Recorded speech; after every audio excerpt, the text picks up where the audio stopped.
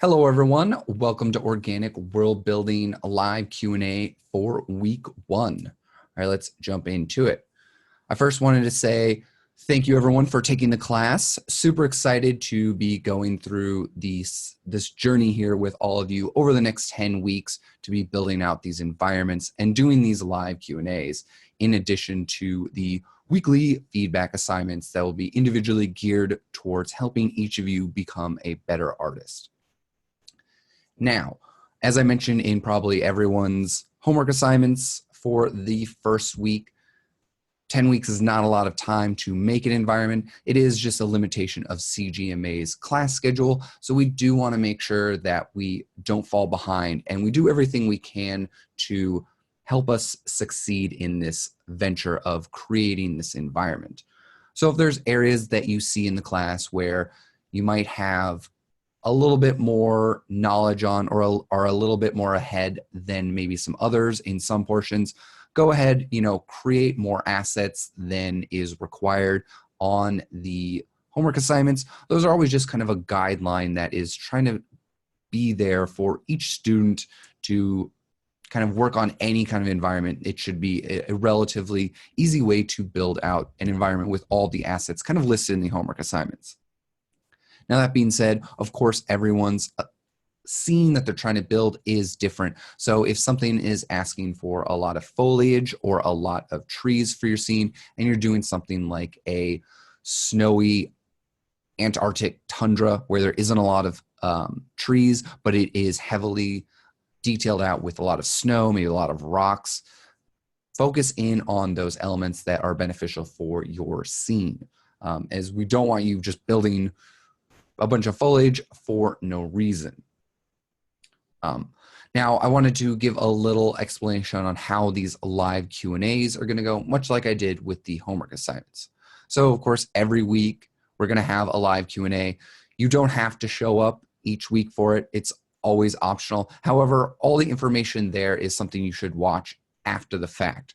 24 hours after each live Q&A is recorded, they're going to be put up by the CGMA tech team on the website, just under here, under the live Q&A tab. You should just be able to click on any week, and then you can watch the video. These live Q&As will not only serve as a time for you to ask any questions, answer any questions that are kind of left kind of before the class in case you can't make it to the live Q&As, and then also just a chance for me to demo off little extra things and do a little bit more extra teaching. As kind of in the lecture assignments, there was never really ever going to be enough time for me to kind of go over all the little things I wanted to do. So I'll have enough time each week to kind of go over different things and kind of go over a little bit more in depth and kind of answer any questions along the way.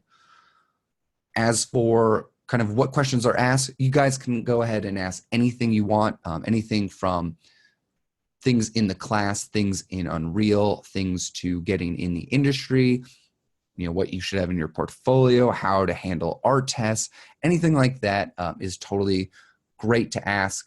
If you ask it in the chat, I'll make sure to read out the question out loud, as I don't think the chat actually shows up on the live Q&A videos. And if we get to a question where it's like, oh, okay, we're going to be answering this in a future video, then I'll just save it for that time and let you know that, like, oh, hey, we're probably going to cover this in maybe, week 8 or 5. So we'll start out generally with kind of answering the questions that are left here for anyone that can't make it to the live Q&A demos, and then we will just kind of roll on into whatever that week's live Q&A session will be.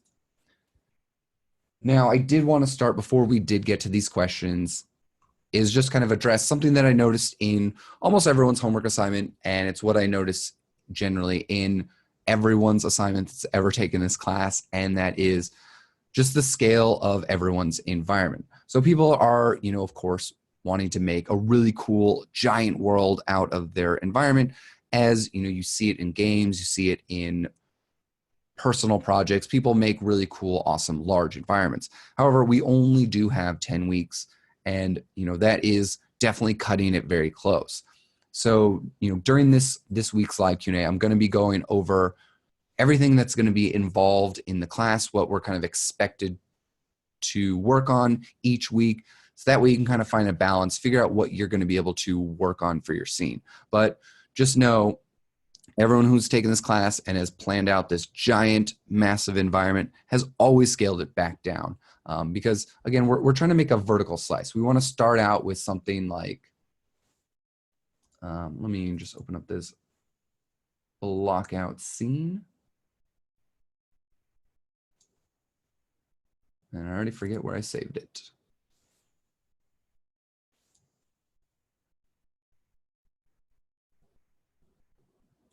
There we go.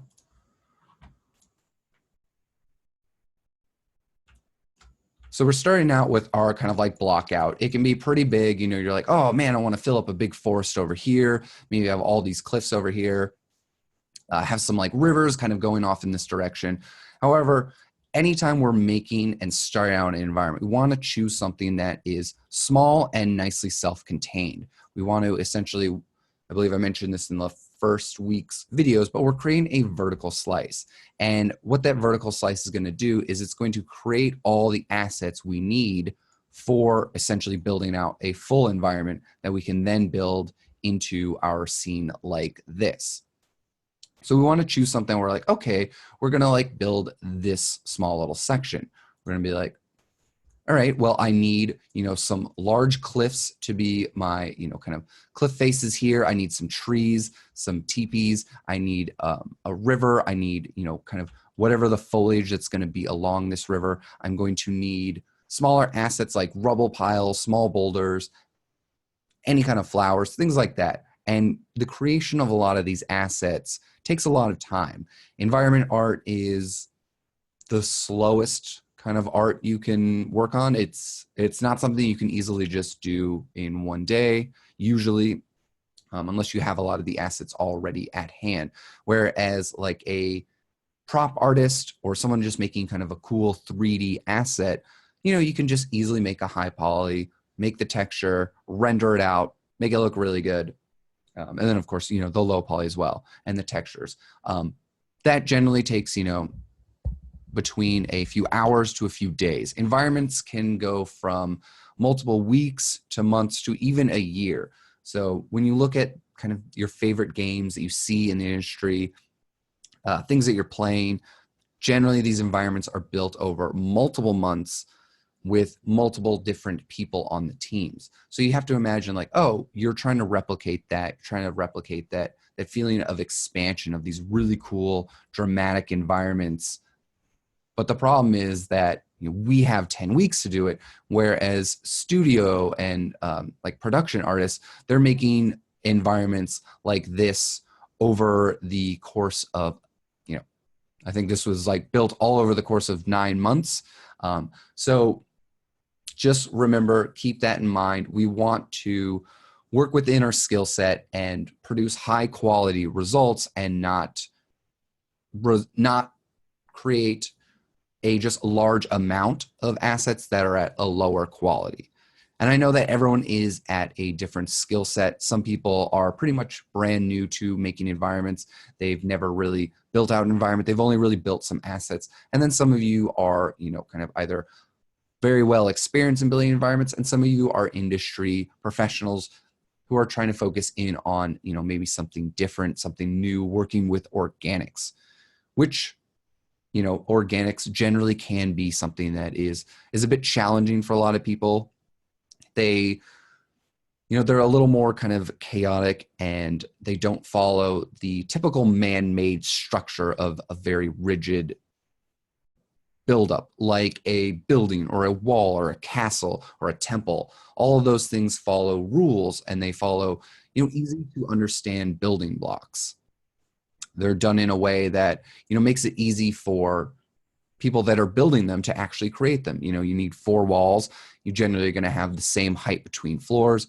Things like that are fairly easy. And then when you get into kind of creating landscapes, building out a world, you're not necessarily following any rules. It is kind of You're just trying to follow some guidelines, things that make a space interesting, a space that is fun to kind of navigate around. And oftentimes that can require a lot of trial and error on your part as the artist, or even on the part of kind of like an artist slash designer, which you kind of are in some regards when you are building an environment, as you are kind of testing things out, you're trying to make this world.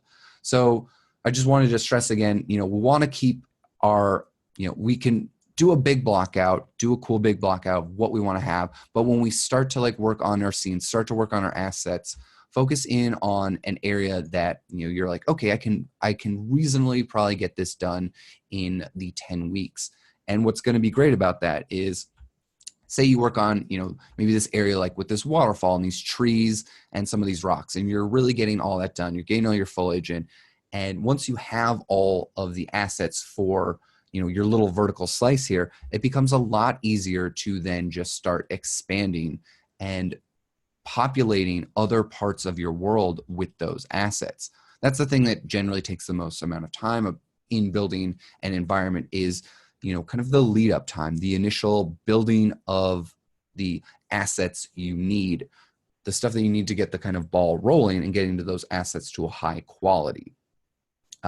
So once you kind of had that vertical slice, then you can start to easily, if the vertical slice like right here takes you maybe like 8 weeks to get everything up to kind of a nice high quality polish.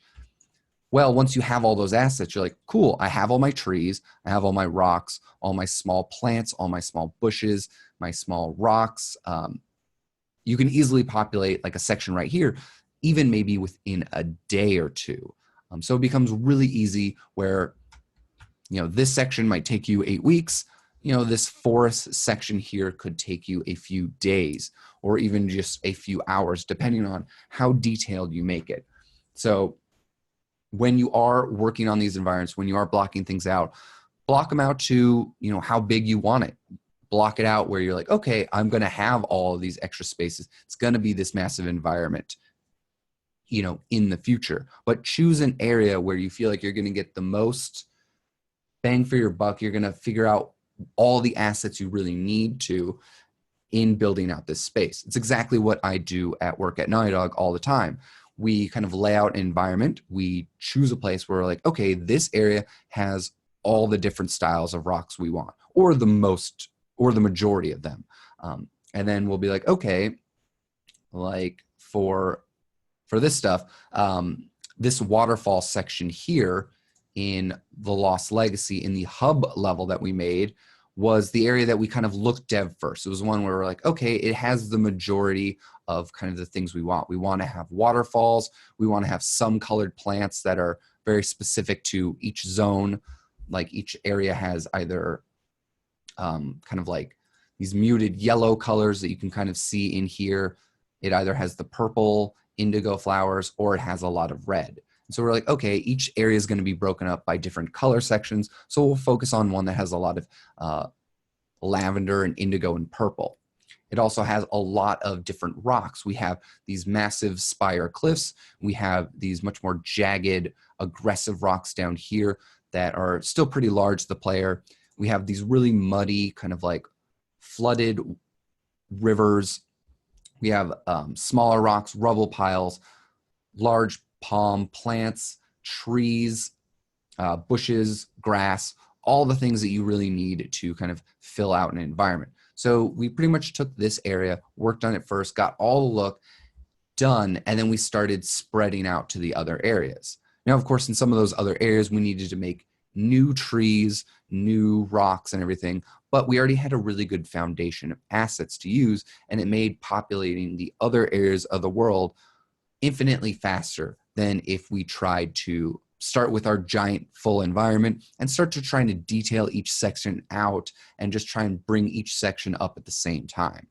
It's far easier to choose one spot, pretty much get the look as close to finish as you can, then start to expand. And what's great is that when you do that, you're creating new assets. You can easily bring them back into the area that you first looked at, as you're always going to want to come back there. You're always going to want to kind of polish up some of those assets near the end of the project. but you can also use this as a good benchmark for what you want the other sections to really look like. You can figure out any of the issues. You're like, maybe we wanted bigger waterfalls, and these smaller waterfalls, we're like, oh, we're not happy with that. Well, if we tried this in just one area and we're like, okay, we're gonna get rid of these small little waterfalls, we're gonna just try gigantic fat waterfalls, this would be a great place to try it out, see how it looks, see if it feels good as a player kind of running through the space.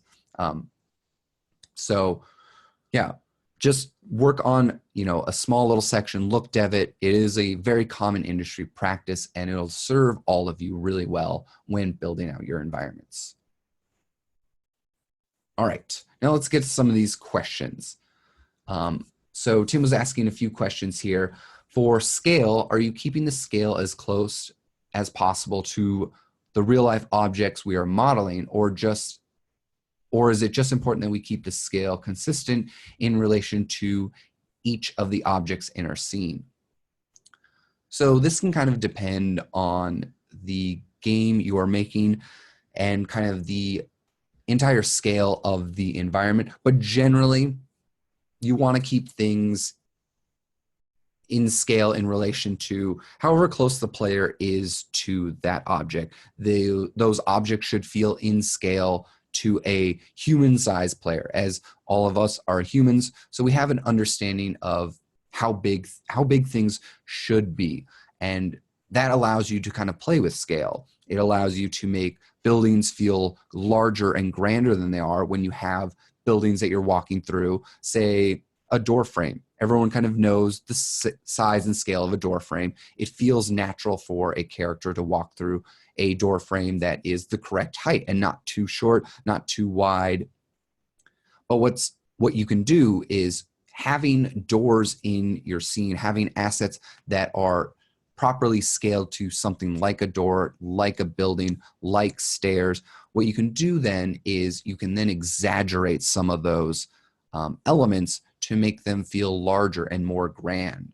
So maybe you have a doorway, a hallway that is, your typical 8 to 10 feet high ceiling, like in a building, but then maybe you want to have a temple that opens up into a large chasm or a larger kind of hallway and a more grand entrance. That door is going to feel larger, more impressive, but also it's going to start to feel a little comical or a little kind of pushing the boundaries of what is realistic.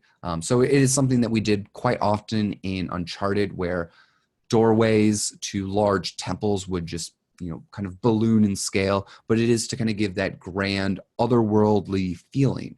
However, in things like The Last of Us, where everything is really grounded, we kind of need all of like our doorways, our hallways, our buildings, our trucks, our vehicles, our props, those all to be kind of in a realistic scale. We don't want to have things too grand, too large, as it just won't feel right for the kind of really grounded feeling we're going for. So I think having things kind of exaggerate in scale is fine, but you do want to kind of think about, why are you making that kind of in a larger scale? Are you trying to go for something that is needing to feel larger than life? And if it is, does it have smaller assets that a human can relate to, that they can understand that scale? Like if you have a temple and it's got a gigantic doorway, but there's nothing else around it that kind of leads you to understand that scaling, you might just assume, oh, that doorway is a normal doorway that a human would enter. But if there's a lot of smaller assets, a lot of kind of like smaller little props, things like,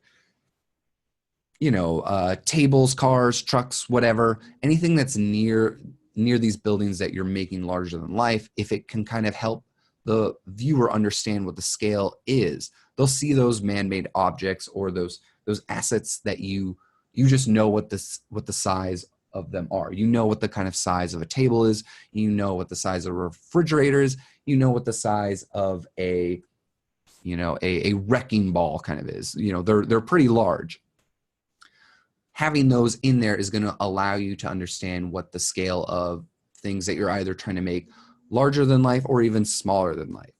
So generally keep things consistent with your scaling. Try and keep things to, you know, a real world scale, and then exaggerate when you need to for kind of that effect.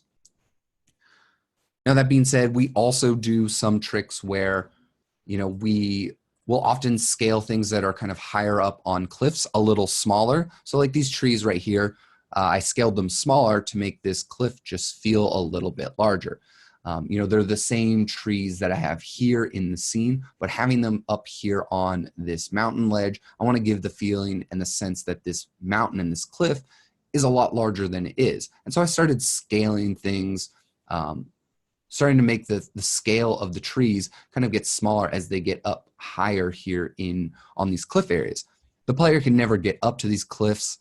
They can never really see that these trees are relatively small compared to the trees that they're kind of walking around here. And what that's doing is helping you kind of make this tied connection where you're seeing these trees here. You're like, okay, I'm seeing all the trees that I'm walking around are, you know, maybe 60 feet high. I see these trees up here. They're the same type of tree. You're just going to start to make that connection that, oh, these trees must be 60 feet high. There's a really tall cliff up here. You know, this would take, you know, a while to climb up. So we sometimes do that to kind of fake the scale as, you know, to have a mountain range in your environment. A mountain range in real life is massive. It's going to take you maybe, you know, an hour to drive around. But in a game, sometimes you need the player to just be able to walk around it in 30 seconds. So sometimes you do want to, you know, adjust your scale to kind of fake the feeling of a larger area. Oftentimes when you do that, you want to make sure that a player can't ever get to those areas. Otherwise, it kind of breaks that illusion of what you're kind of trying to cheat with your scaling. So I hope that made sense. You know, we use scaling in just different ways to kind of go about creating our world to either feel bigger, smaller, more grandiose, feel grounded. It's definitely a topic that you have to utilize a lot and try out a lot of things. So yeah, play around with it, see what's working. If things start to feel a little too wonky, maybe pull your scale back, make it a little bit more grounded, see how that is feeling for your scene. There was another question, how do you create a skybox, and do you recommend a site where you could find one? So we'll go over kind of like skybox and post-processing in week 9 for kind of the week that we're going to be going over lighting and everything. Unreal does have kind of like the basic little skybox or sky sphere that you can add. If you just search sky sphere, you can just, it's called BP, which stands for Blueprint Sky Sphere. And it has a few settings. It's a little bit limited. There's another one I think called like Ultimate Sky Sphere on the Unreal Marketplace that you can buy. You don't have to do it, but it has a lot more controls. And then there are other, we'll go over like a tutorial that is easily found online that where you can just put an HDR image as your skybox. There was a third question. If you place foliage in your scene, are you doing it all by hand, or are there scripts that help out with that task? So in Unreal, there are 2 methods that we're going to be going over for our foliage placement. We're going to be utilizing kind of a hand-placed painted method where you're going to be using the foliage painter tool on your landscape. You can choose what kind of foliage you're going to be wanting to paint down. Let's just say some grass right here, and just kind of paint in grass wherever you want, paint in different kind of like ferns and flowers. You just have to make sure you hit this like check box, and then you can just paint in a bunch of different assets. And so that's kind of like the hand painted method. It allows you a lot of control to really figure out where you want assets exactly. But not only that, then we'll also go over how to utilize Unreal's procedural placement tools. Oh, hang on, my shaders have to compile real quick. But this will allow us to set up assets to spawn on any given shader that we're painting down. And so during week 2, which is this week now for all of you, you're going to start to build out the building blocks of your landscape shader. And eventually we'll get to adding in procedural content where you can just like paint down, where you can just kind of like come in here, paint down a texture, and it'll start to spawn assets. Now, right now, this is snow and it's spawning grass, but you know, you can just see that it is actually spawning grass everywhere I painted that down. I have this little rock one as well. So if we look at this dirt, it's just dirt, but if I'm painting down this rock here, it's spawning all these small little pebble assets, essentially. And so all that's done procedurally. When you kind of come back in here and paint it away, it's going to start to remove those little rock assets and everything. So two really powerful tools, and both have their pros and cons. Obviously, with a procedural method, you know, you're pretty much either going to have it or you're not, and you don't have as much control. You can't really be like, oh, I need to just have a piece of grass right here. But with the hand painting method, if you make sweeping changes to your textures or the look of your scene, then you can't really change things as easily. You might have to go in and remove them. But you do have that control of kind of being able to really detail out and finely detail out really important character moment areas. So I always use a combination of the two, as they're both really powerful. There was another question. If you have foliage that's pretty far away, will there be anti-aliasing problems? And if so, how can we deal with that? So Unreal has an anti-aliasing in its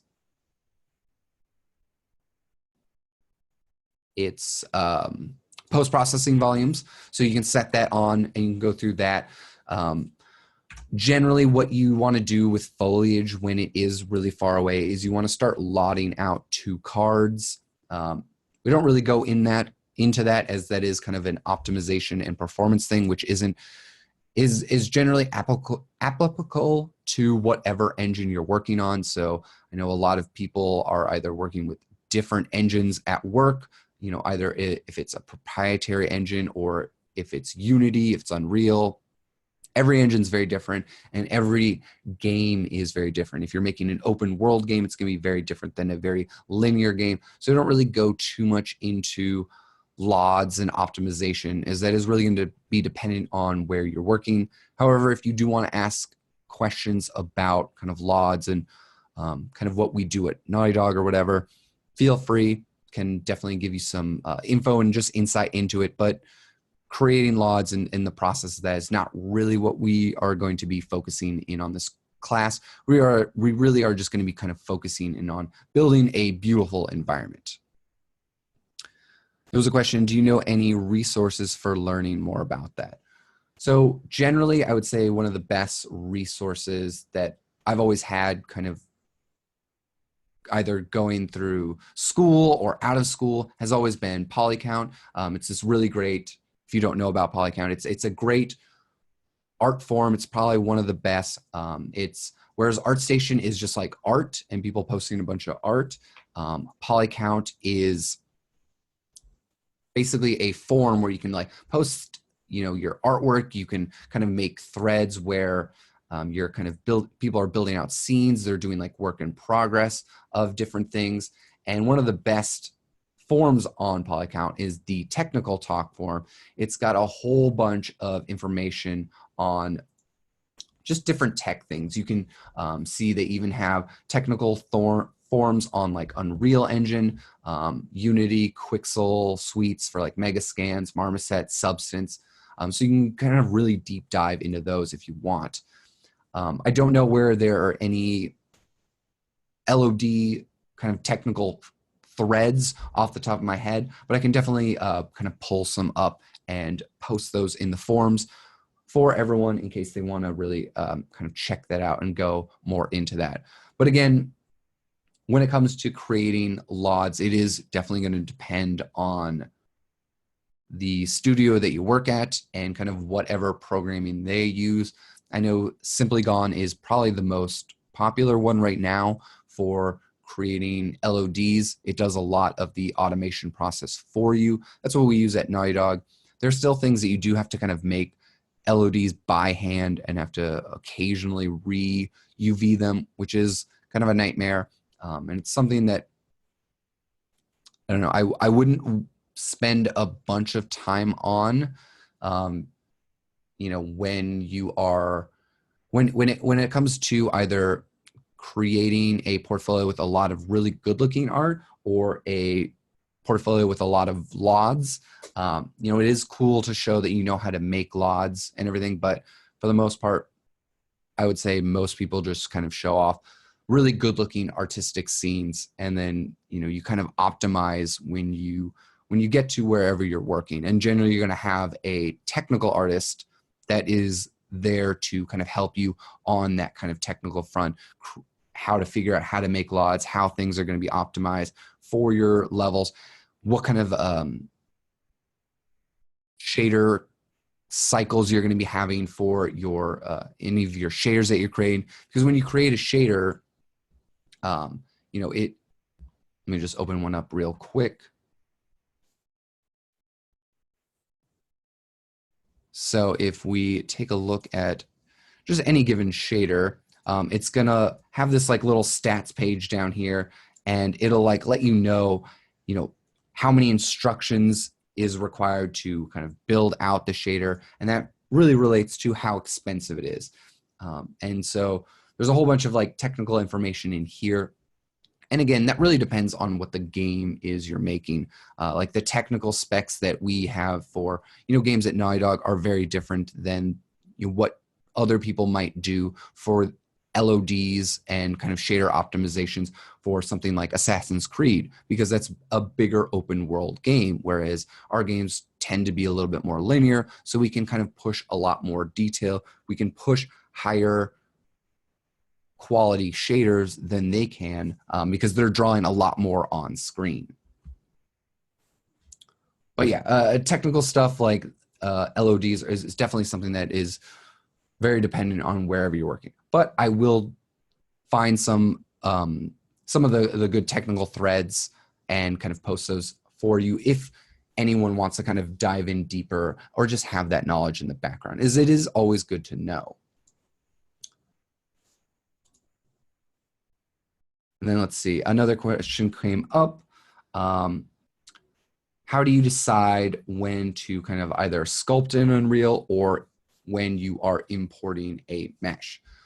So this is determined by what you are actually creating. What are you trying to create? So if you're trying to create some like cliffs and mountains, depending on the style of those mountains, if they're very smooth mountains, they're very, kind of sloped, very peaky mountains. Let me grab a reference image of one. There's some good sloped mountains. Maybe some Iceland mountains. Yeah. So, some of the mountains here in like Iceland, where, you can see they're a lot smoother. They don't have as much kind of rock essentially building up the cliffs, where something like Yosemite is clearly created from a lot of these large cliffs. We can see the difference, whereas Iceland, it's kind of a lot of these sloping kind of mountains that are made out of kind of like almost like rolling hills of grass. They don't have these gigantic, large vertical surfaces, whereas the cliffs in like Yosemite, very vertical. They're clearly made out of these large, kind of granite limestone cliffs.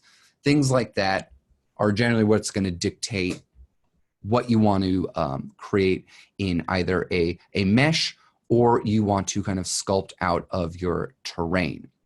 So we'll go into this probably a little bit more next week, but essentially the terrain in Unreal is based off a height map. So if you imagine the terrain, the way that the engine handles the terrain is it's an evenly divided flat plane. I guess I can show that off in Maya real quick. So essentially, Unreal's terrain system is an evenly tessellated kind kind of flat plane. And what it's doing for when you're sculpting things up and you're kind of like displacing these vertices is it's using a height map in the background to essentially displace those vertices.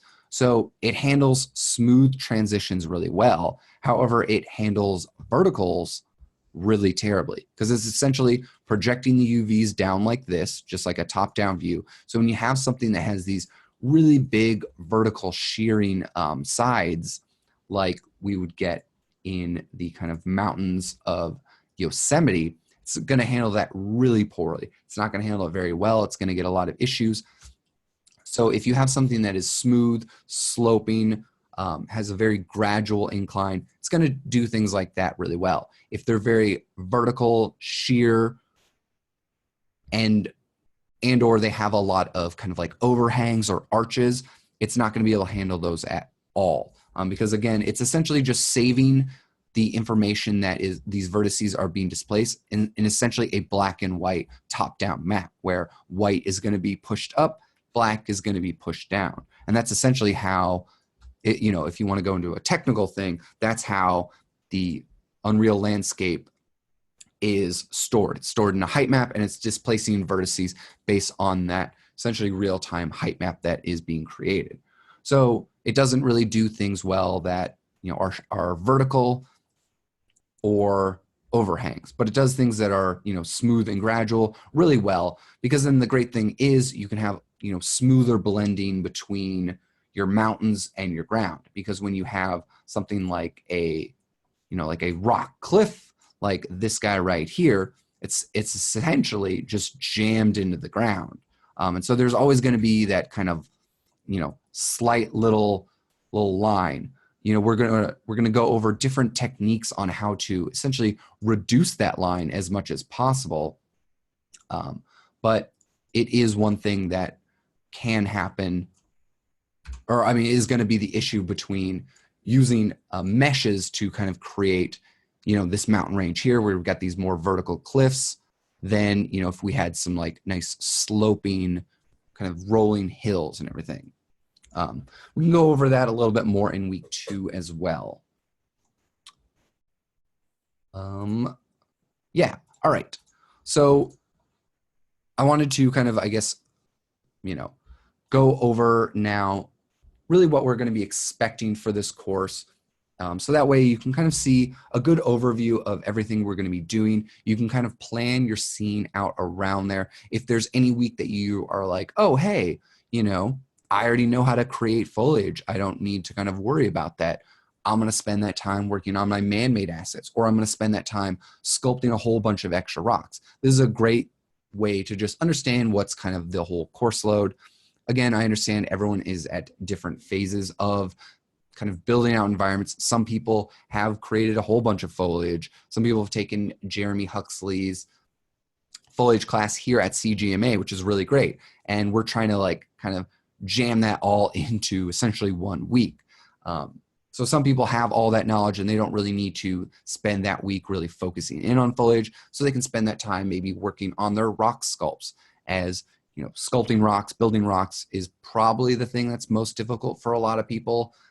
Even for myself, even when I'm making rocks today, even though I've been doing it for, you know, a while, they're still extremely difficult. They definitely take a lot of time.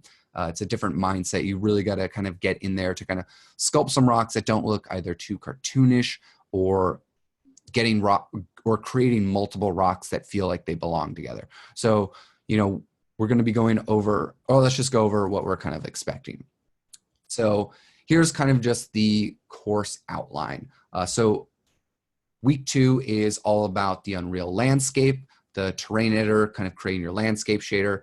And I'll go into in-depth into all of these just in a bit. I just want to quickly go over what each week will be. Week 3 will be all about rock sculpting, you know, kind of learning the quick basics of ZBrush, learning how to sculpt rocks. If you guys are comfortable in a program like Modo or whatever, go ahead and use that.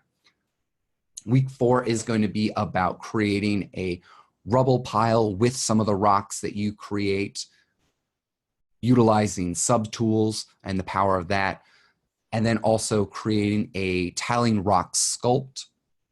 Week 5 is going to be advanced Unreal shaders. It's going to be utilizing tiling textures to blend in with each other, so we can create a lot of variation in our rocks. Week 6 is going to be all about foliage creation. Week 7 is going to be about the foliage painter tools, like I showed off the procedural and the hand painted tool. Week 8, we're going to be focusing in on kind of like man-made assets, points of interest, water, integration into our scene. Week 9 is going to be about lighting and post-processing. Week 10 is going to be about setting up cameras, a little bit more post-processing, the importance of creating, your website, how to make a portfolio that is beneficial for studios looking, or for you looking to kind of be employed by studios, what you can do to really give yourself the best chance of, being noticed, getting your artwork noticed, getting seen, mistakes that people make, and how to really just go about building out a portfolio. So that's just kind of like the high level things that we're going to be doing. So for week 2, we're going to be blocking out our environment in Unreal. Going to be taking your blockouts that you guys have made this week, start getting them in Unreal, start sculpting, starting getting used to the landscape sculpting tools, really start to figure out how those work, how big your environment should be, and where you want all of kind of your like points of interest, at least in a blockout form. Again, this is an environment is always a living creation. You're going to be changing things up. You're going to be like, oh, okay, I'm going to like put something here. And then you're like down the road, you're like, you know what, maybe I want to like change where this waterfall is. Totally fine to do. You don't need to be locked in anything, but we want to just try and get all of our big points of interest and our kind of scene really laid out in Unreal, so we know kind of where we are, what we're working with, what we're going to need for our scene to feel complete.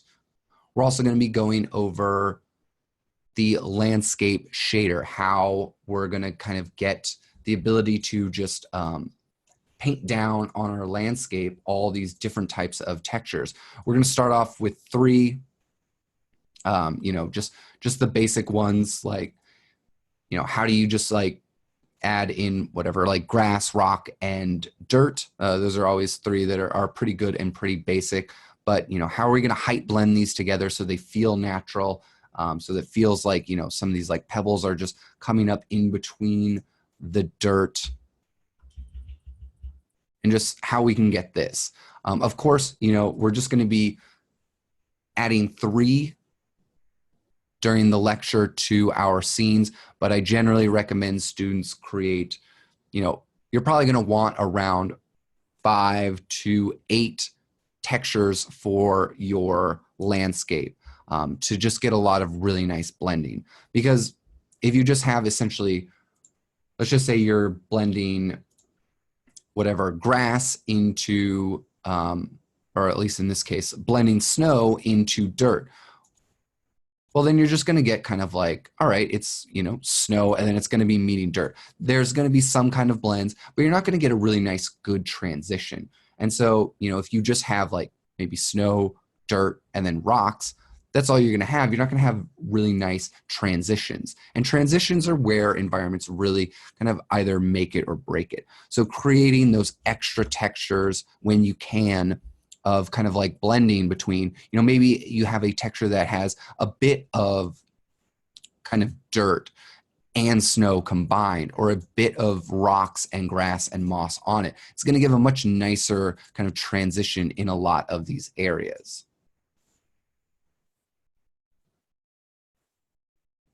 So week 3, ZBrush sculpts, we're going to be creating our kind of our large rocks that are going to be utilized for our scene. We're really just going to be kind of creating, or at least in the lecture, we're going to be creating 1. But if you guys want to create more than just 1 rock, it's definitely a good way to go. If your scene is very rock heavy, you're going to probably want to create a number of rocks. but we're just going to be showing off one and showing, so we can, then eventually you're going to be showing off how we can utilize the powerful height blending shaders so that you can essentially paint different vertex colors. Let me grab a different rock here. This guy. So we can be like, okay, I'm going to paint, not that channel. You know, utilizing vertex colors, you can easily paint and get a different look on your rock. You're like, okay, this one's really broken up. It's really kind of jagged. Well, now I'm using, you know, my vertex color and I'm painting in a different map and I'm painting in a tiling texture that is a lot smoother. It's not as kind of like broken and chunky. And instantly this rock is going to feel different than the one next to it that might have a lot of kind of broken and damage to it. You know, we'll be able to paint in snow, things like that. And everything. So, you know, having a bunch of rocks is really great, but if you only are able to kind of create one rock, you know, we can utilize what we'll learn in week 5 on these really advanced shaders on how to get a lot of different looks and a lot of variation out of essentially one rock model. And so that's why, you know, we're going over at least one that's kind of like 360 degrees so that you can really change it up, get a lot of kind of variation, you know, rotate it around and everything, get a lot of cool different looks so that you don't essentially need to create hundreds of different rocks. But week 3 will all be about kind of sculpting that rock, how to kind of quickly create a low poly for it, just using like Decimation Master, some tips on how to unwrap it, and then also, we'll want to see kind of sculpting 2 smaller little like rock boulders. And those rock boulders will be great because we can use those rocks to either just kind of like pepper in around our, you know, larger kind of maybe cliff assets here, where you're just like, okay, I'm just, you know, I've got a smaller rock boulder, you know, it kind of feels like it's broken off this larger one, fills up the world nicely. But then we can also use those to kind of create some rubble piles that can also fill in the world and blend out a lot of these areas. So if we see over here, you know, we've got a large collection of, we've got one of our cliff assets right here, scaled up, it's got vertex painting on it. We have another one down here, it's kind of buried in the ground. It has different vertex painting on it, so it looks different. We have some of those smaller rocks. We have rubble piles with, you know, some that have snow painted on them, some that don't, that just have some kind of like wetness shader painted on them. So we can utilize all of these techniques to build out a lot of rocks with essentially, I have one giant cliff, one large boulder, and then one rubble pile. So essentially there's just 3 rocks right here that make up this entire cliff face right here. So yeah, week 3, all about sculpting rocks. It's generally probably the week that people struggle on the most. As you know, if you've never done rock sculpting before, it can be really difficult, really daunting. Just getting used to a program like ZBrush is a really unfriendly interface and a pretty steep learning curve. But week 3 will be all about that. Week 4 will be about utilizing like 2 of those, you know, smaller single boulders and maybe creating a few more to create a rubble pile using Z tools to, you know, create a collection of fallen rocks and everything, and how we can go about creating nice piles of rocks like that. We'll also be sculpting a tileable texture for, you know, baking purposes. So if you are more comfortable in a program like Substance to create tiling rock textures, then, you know, be my guest, totally go for that. That's totally an acceptable way to do it. Whatever is easiest for you to make your tiling textures. I'm showing off how to create a tiling rock sculpt in ZBrush for 2 reasons. A, not everyone is going to know Substance. We don't have time to really teach Substance in this class. Like Substance would be a great 10-week course to take at CGMA. So we don't really have time to go over that. And so for the people that don't know it, utilizing ZBrush to learn how to kind of sculpt a tiling texture is really beneficial. Also, second fold for that is sculpting a rock texture in, or a rock tileable sculpt in ZBrush is going to further your ability to sculpt in ZBrush. So you're going to get more time, more ability to just kind of sculpt things out. You're going to still utilize those same principles of creating large shapes, medium shapes, and small shapes in not only in your rock sculpts that we're going to be doing in week 3, but also you would do that in your tiling textures as well. So we'll create a tiling sculpt and some rubble piles. And then we'll do the basic vertex shader for our rock. But we won't really kind of set that up until week 5, where we're going all over the advanced shader creation. Now, I'm going to show off a bunch of different advanced shaders that you can add to your assets. Now, this doesn't mean any one asset has to have all of these shaders, and they probably shouldn't ever have it, but we're going to be showing off a lot. We're going to be showing off like detailed normal maps, which are if you get really close to an object and it's got the effect of a normal map that kind of looks like it's tiling on there. Let me just show this off real quick.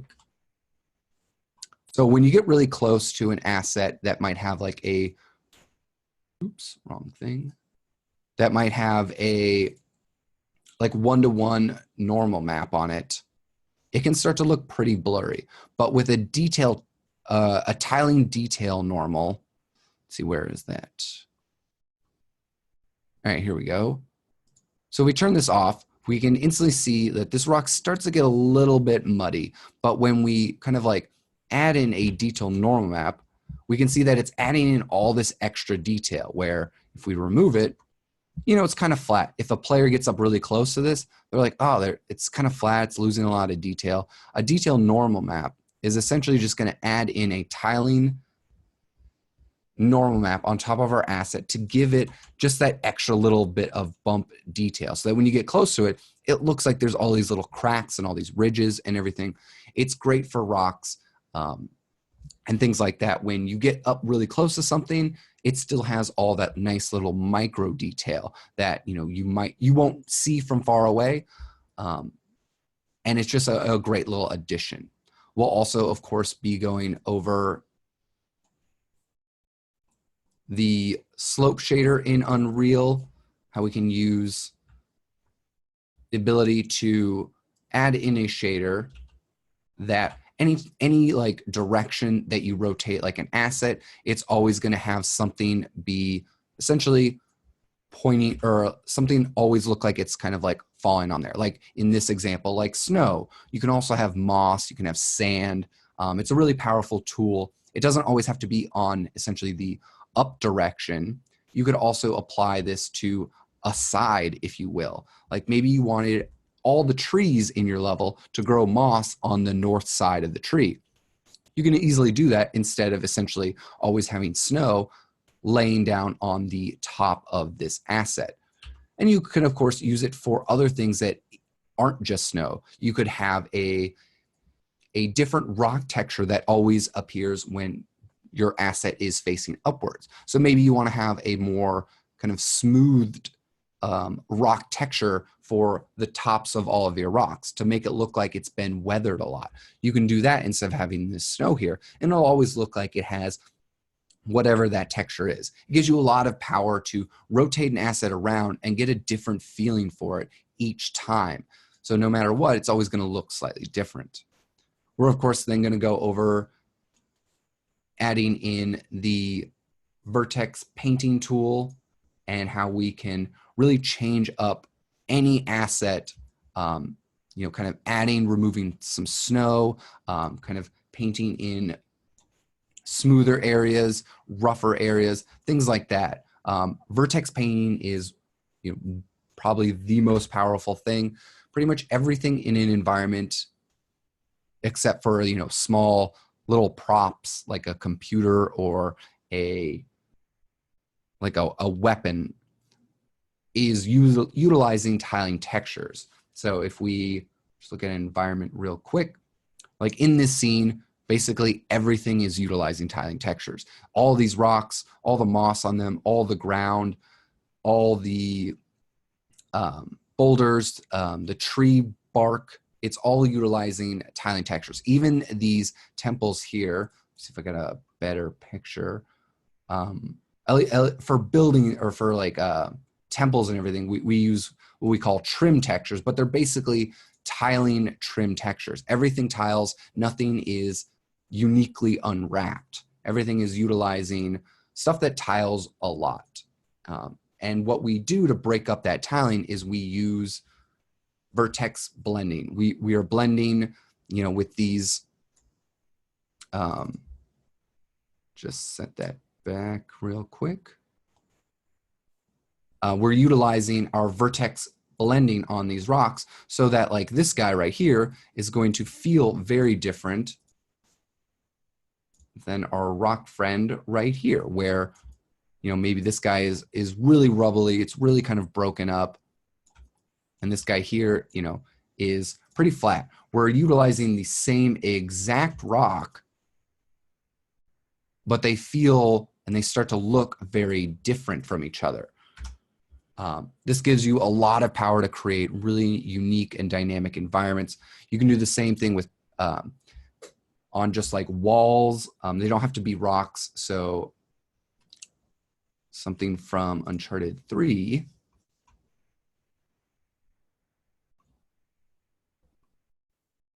So like this tower that we have here, all of this tower is made up of tiling textures. And so you can kind of start to see what those tiling textures are. We have like a base of kind of just a bunch of stones that is kind of like the base of what this tower is made up of. We have a kind of plaster layer that we're blending into or blending on top of all those stones. And then we also have this kind of streaking, grunge, drippy looking texture that we're blending in on top of that to give it the just wear and tear and grunge look to this building. So now this is uniquely mapped. It is a very different mindset than just uniquely unwrapping a single prop, but it is probably one of the most powerful tools, and it's really the only way you can build out environments, as texture memory is the biggest limiting factor of building anything. Are the streaks decals or another texture?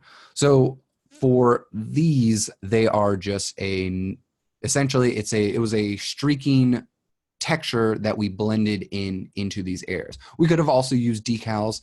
However, just at least in this environment that we're building, decals were a little expensive, so we didn't utilize them. However, for a building like that, when you're getting drips and streaking, things like that, decals are a great way to go. But again, it always comes down to what is your level, how is it being constructed. For this level in Madagascar, it was a really big open driving level section. And so performance-wise, decals, at least at the time, because they were the first implementation for our engine, they were still a little expensive when it was a little cheaper just to paint in another texture that we already had loaded in the level. And again, like I said, it always just comes down to what you're working with in terms of your engine, kind of what are the performance benefits, what are the things you need to optimize. They're all things that just depend on the project, the level, and the engine. Because if we were working on a level that was, even in the same engine, but in tighter corridors, we would optimize it differently than we do for something that was more open and larger. Let's see. And then we will go over foliage creation. We'll just do some like kind of like basic foliage setup on how to kind of create some grass and plants, small little things like that, getting all of it into Unreal. It's like a little crash course on how to create foliage. Week 7, if there's any kind of like foliage that you're like, oh man, I really want to know how to kind of make this foliage. What would be my process of going about doing that? Let me know. And so for like week 6's like live Q&A, we can go over that. I believe I've shown off how to make like some, thicker, larger bushes, kind of like the ones, I don't know if I have any examples of them. Let's see. No, not that. So I kind of show off how to make some bushes that are kind of like this during like week 6 is live Q&A. But if there's anything else that you want to see, you're like, oh, how would you go about doing this? I can kind of give a little explanation on how I would go about doing that. For week 7, we'll start to kind of just go over some tips and tricks on how to make trees, how to, kind of what are things you want to think about when you're creating a canopy. We're going to go over the foliage painting tools, the procedural tool, and how to add that to your landscape. This is a great time to also start to create some more ground textures for your landscape. Again, we start off with kind of like 3, where, the first week, or for this week, we want to see like, 3 ground textures for your scene. But, as I said, you're probably going to want around 5 to 8 for each of your scenes generally, just to get a lot of kind of mileage out of there. So that's kind of a great time to kind of work on some more ground textures. Let's see, week 8 is generally when, as I mentioned, for I think everyone's homework, we kind of really only have 1 week to really work on kind of man-made assets. So creating your man-made assets during week 8 is always kind of a good time. It's when week 8 is going to be when you're going to really start to flesh out your scene, start to actually paint down all your assets, kind of like add in your points of interest, really detail out those areas around your points of interest. And so that's going to be kind of around when you're going to be like, oh, I need my man-made assets now. But again, remember, keep those as small as possible. They're always something that you can really add in after the fact, as again, this is a course on organic world building, and we really want to focus in on building out the environment. And you can really detail out any scene with a lot of kind of cool character, even with just a block mesh of your, like, say, your castle or your temple or your bridge. Even if that bridge is in just a block out form, you can still detail it out with a lot of kind of your organic elements surrounding it. Week 9 will be kind of like a crash course in Unreal's lighting and post-processing, how we can kind of start to establish mood with our lighting. And then, kind of utilizing different post effects to get different moods. Like, let's see real quick.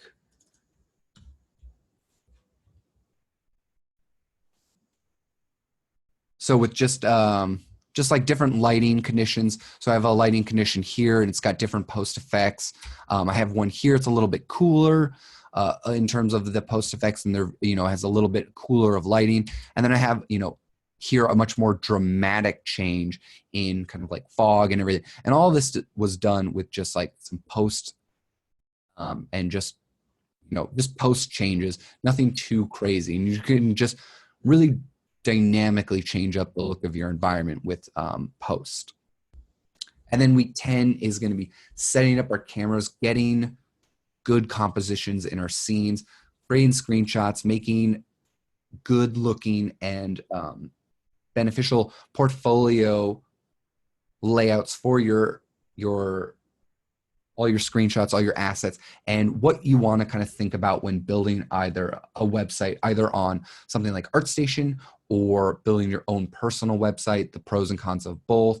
We'll be going over things to think about on how to get in the industry, what is going to benefit you as an artist, just kind of finishing up everything for our scene, things that will help get your name and get you a lot more exposure, kind of things that you want to kind of progress on after the class is over. All these things will be kind of like week 10. Week 10 will definitely be all about finishing up our scene and how to really just better yourself as an artist and kind of go through the process of trying to get your name out there and get people to want to hire you as an artist, instead of just you being like, I'm desperate for a job. All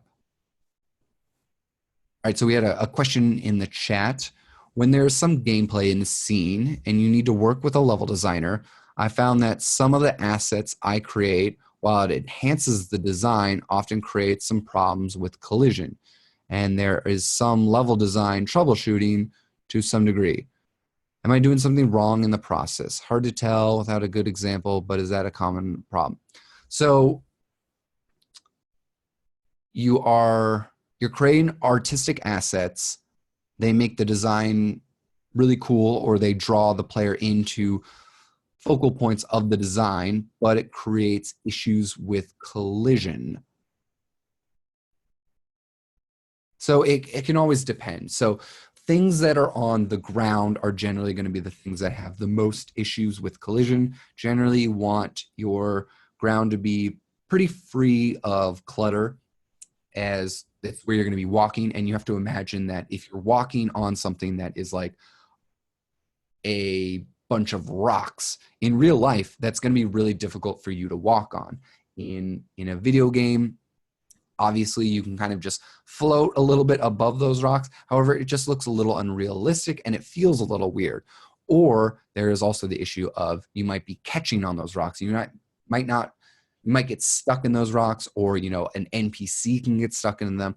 So creating collision is an environment artist job. It is your responsibility. And oftentimes you have to think about like, okay, how am I going to create collision for this space? Can the player jump? Can the player fly a jetpack? Or can they just walk on the ground? You need to think about things like areas like let me just jump into the level real quick. So if we're running around this little level right here, and we have this kind of like ledge in front of us, this rock ledge right here, that obviously creates a pretty clear barrier that like, oh, hey, I can't get up here. Things like this that are essentially creating walls are easy to understand for the player. They're like, I can't get up here generally, unless it's like a rock climbing game, I probably can't get up there. However, if it's too sloped, like maybe over here, then it's going to start to get a little bit kind of confusing. And you're like, okay, can I get up here? Should I maybe, add some foliage up on the top of this ridge that kind of essentially is also creating a wall that is essentially blocking the player? Because if it's a little too sloped and they're like, oh, I should be able to climb up here, but oh, I'm getting stuck maybe on some collision. Or if it's too rocky and, kind of bulbousy, then you're going to have issues when you're walking on it. And the player might either like float like they do right here, or they might just get stuck in little pockets. So generally, when you are creating collision for a game, it needs to be as simple as possible. As the player needs to be able to smoothly move through the level. And it's oftentimes the artist wants to create a really rich and detailed world. They're going to add in all these cool props and things that just kind of snag the player. So often what we do is we want to kind of think about how we can clump up our details and all of our smaller objects. So if you'll see in this area right around here, where kind of like the player would be like walking around, there's not a ton of debris that the player would get kind of like hung up on. There's not a bunch of rocks that are just all scattered around here, or these smaller pebbles that, might make it difficult to walk on. They're generally focused in key areas. We're getting a nice clump over here and then a clump right here. We've got some little rogue rocks in here, which is always nice to get, rocks broken up. But for the most part, we're containing all of those details that could be problematic in an area like this, or in an area right here. And so then you can kind of create extra collision around these areas to not allow the player to like run on top of these rocks. So that's always one way to go about doing it. Another way is to kind of create foliage walls. Walls are always great.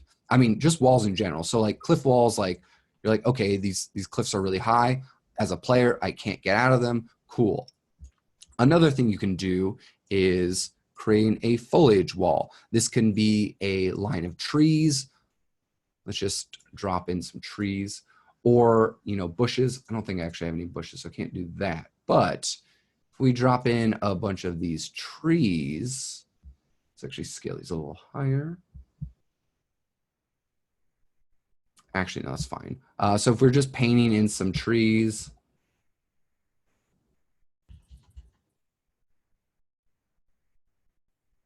like this, or these bushes, now what we have here is we've got basically a wall of foliage, and the player is going to be like, oh, well, there's this dense wall of foliage. I clearly can't get here. And then you can kind of create some simple, nice collision around it.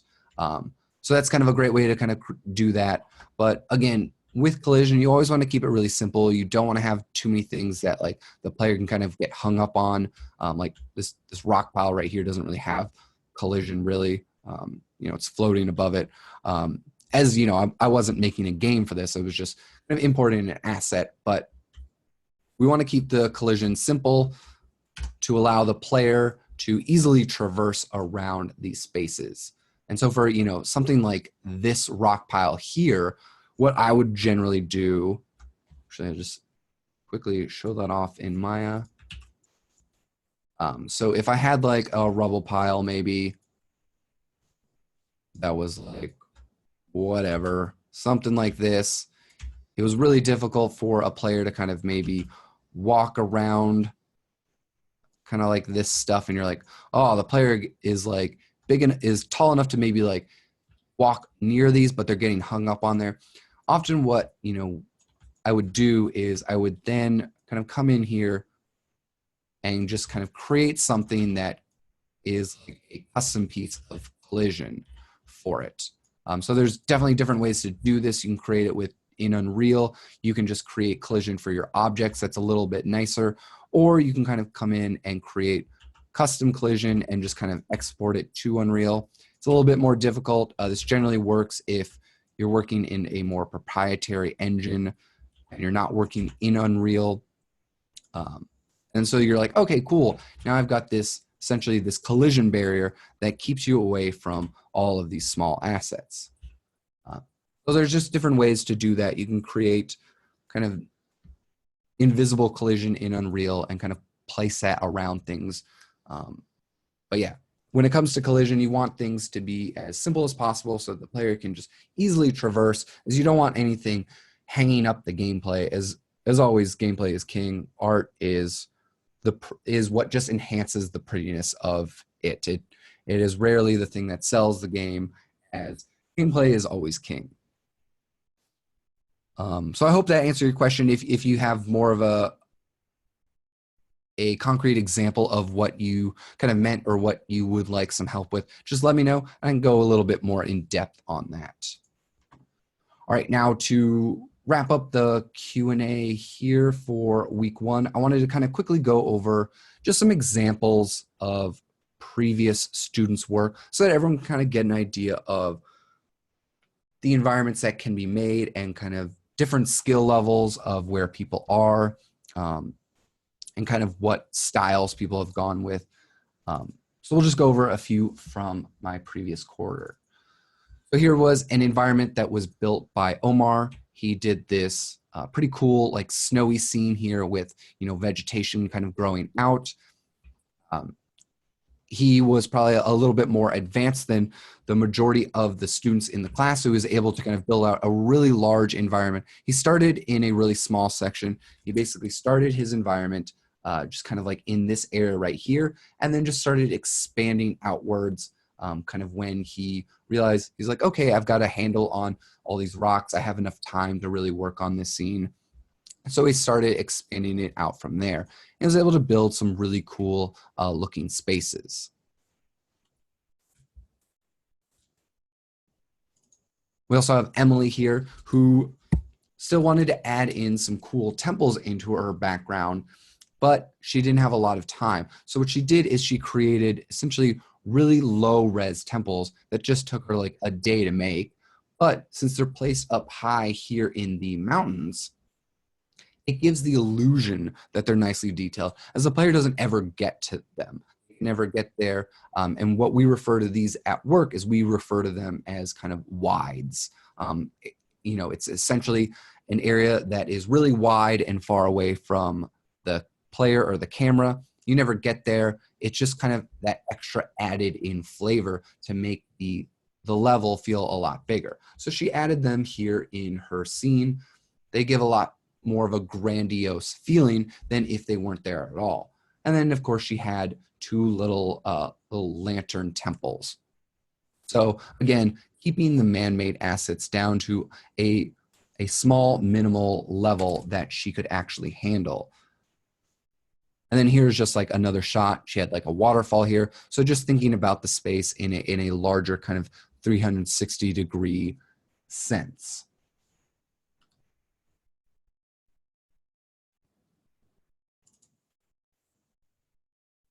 We had Dodson here, who was working on a stylized environment. He never got around to finishing it, but stylized is always a cool approach to kind of take, if you're really interested in that. So he was trying to make a bunch of stylized rocks and everything, which he, kind of was the main focus of his stuff.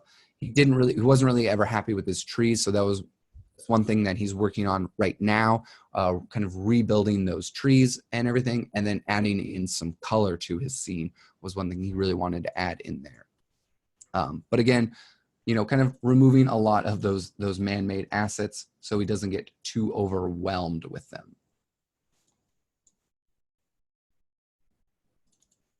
We also had Kevin here, who made a kind of valley scene. Instead of creating rocks that are essentially meshes, he made his kind of cliffs out of the Unreal's terrain, where he kind of painted them all up. So you get that really nice transition from cliff sides into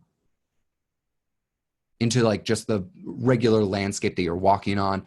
His inspiration for this was like a dormant volcano that, has grown a forest in the middle and has like a little kind of man-made, or a little like a Torii kind of gate and some, I guess he wanted to turn it into kind of a little trail and a little path into in the center of this like volcano.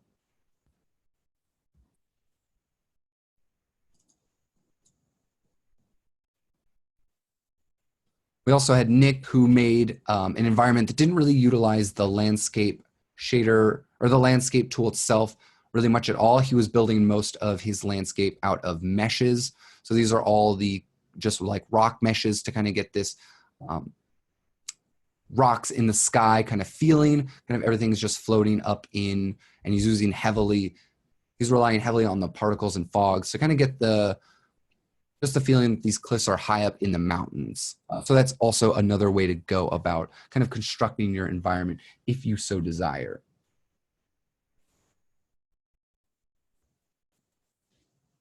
Let me just grab a few more. We have Christopher here, who played really heavily with creating a lot of different types of colorful foliage to add to his environment, to just really sell this really pretty kind of rolling hilled landscape in his scene. He really focused in on adding a lot of color variation in there, as his scene was set in, I believe, either Scotland or Ireland, where it didn't really have a lot of trees, but it had a lot of breakup in kind of its foliage, creating small grass that was very low to the ground, but then also, taller grass, taller bushes, so that he would get these nice kind of clumps and this feeling of just 3D volume in a lot of these areas, and focus in on kind of creating some nice rubble and cliffs at the base of this mountain. So you don't necessarily always need trees for your scene, and you can kind of break that up with other elements. If your scene doesn't have like a large predominant amount of trees, but it is a good way, trees are always great to have and a good thing to add in your scene. But if you don't have a lot of trees in your scene, kind of just playing with different colors in your foliage and adding a lot of bushes or just things that give some 3D volume to your scene is a great way to go about doing it. We also had Casper here, who, was trying to incorporate a lot of different looks into his scene, where he had this big gate with this like kind of gateway portal with a lot of red kind of colors around it. And then he wanted these sweeping rolling hills here on the side, and then kind of a little lake river bed kind of here down at the bottom. So trying to incorporate a lot of different elements into kind of one scene, getting a lot of different little zones, which is always kind of a cool thing to do. Gives you essentially that kind of like ecosystem feel of like, here is my little like riverbed. Here is my area of like color and significance for my man-made objects. Here are my rolling hills. Here are my cliff mountains. And how to integrate all 3 or 4 of these elements together so that they all feel like they kind of belong together and they don't feel kind of out of place.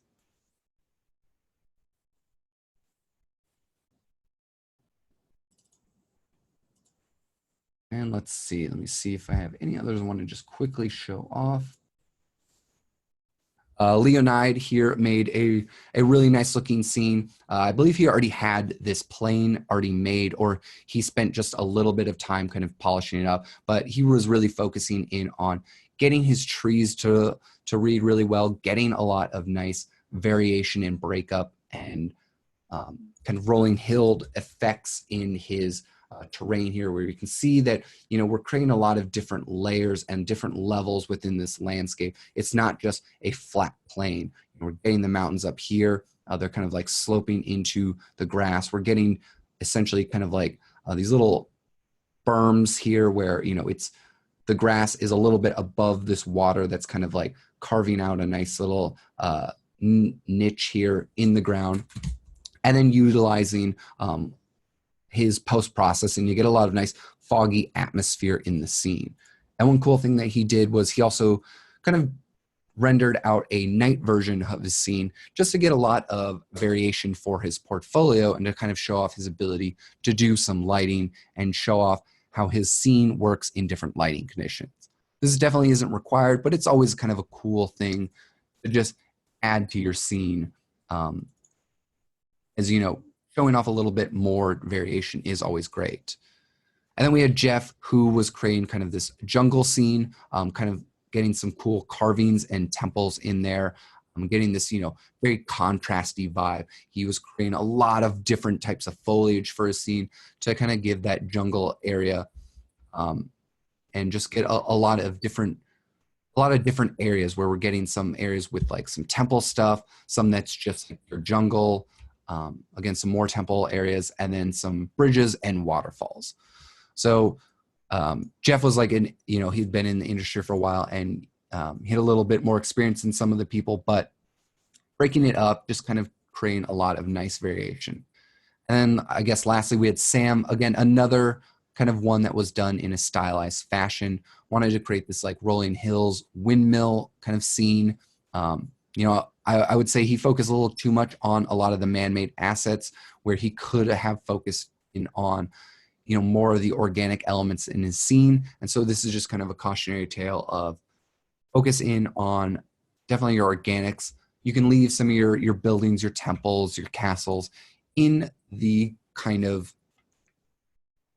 a little bit, I guess, of a uncompleted state, and then go back to them after the fact when they're kind of all said and done, and just where you can really focus in on your organic elements. Like Alex here, he just made this one kind of like little arch, sculpted it up, and then this one here in the back, it's basically not even textured. It's just, he said that he just slapped a random texture on there and like the model is just this kind of triangle. But since it's far in the back and you don't ever really get to see it, you don't notice it from the rest of his scene, but he created a nicely composed scene here in this environment and was able to focus in on those organic elements. So that's just a few of some of the student examples. If anyone ever wants to see any other examples from students, just to kind of get more of an idea, I can always show those. But I didn't want to kind of take too long on that. Just wanted to give you guys a little brief overview of what we're kind of showing off. All right, so that kind of pretty much brings us to the end of the week one's live Q&A. Week two, again, is going to be about getting into Unreal, making our playing around with like the landscape brushes. I'll post some Substance like introduction tutorials if anyone's interested in that. We don't really have, unfortunately, we just don't have time in the 10 weeks to kind of teach Substance. So it's just kind of extracurricular if anyone wants to kind of go through them. I know a lot of people have always found them beneficial, or the people that are utilizing Substance to create their textures. If you're more comfortable in creating your textures in Photoshop, perfectly fine. I would say like right now, I personally prefer going through Photoshop than Substance. At least right now, I still love creating my textures in like Photoshop and in ZBrush. But you know, it's one of those things where I understand the importance of Substance and how powerful it is and how easy it is to kind of utilize. But since at least personally, I don't utilize it at work every day. It's something that I haven't needed to use, so I haven't really done it as much as I would like to. And then plus all the nodes that we have at work make things really easy, and not having them at home is a bit difficult. So on personal projects, I still tend to steer more towards Photoshop. So utilize whatever is beneficial for you. And as Kat mentioned, Daniel Theiger has fantastic Intro to Designer series. I couldn't agree more. I think he has probably one of the best. They do cost money. I think they're like $10 to $15 each, which is, you know, obviously difficult, but I'll link a bunch of ones that are free that are pretty great. But if you do want to learn from basically the Substance master,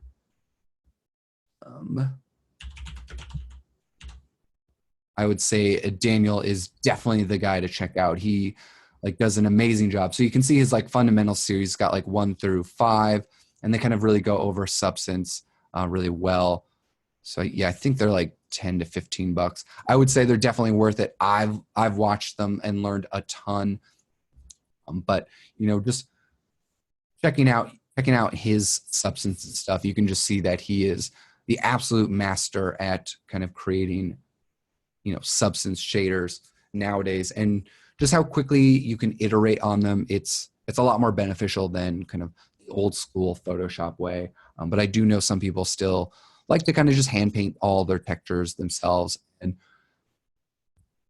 don't enjoy, I guess, working with sliders as much. But at Naughty Dog, we have artists utilizing both. We have artists utilizing Substance. We have artists utilizing ZBrush and Photoshop. And it just comes down to whatever you do the highest quality work in. Whatever you do the highest quality work in, that's what really matters. Some people might be a little bit slower in either program, but they produce amazing quality results. And that's really what we want to see, is just high quality work. If you're a little bit slower at doing amazing work, I think that's always fine, because again, it always comes down to showing off the best work you can, creating the best environments, creating the best artistic expression you can.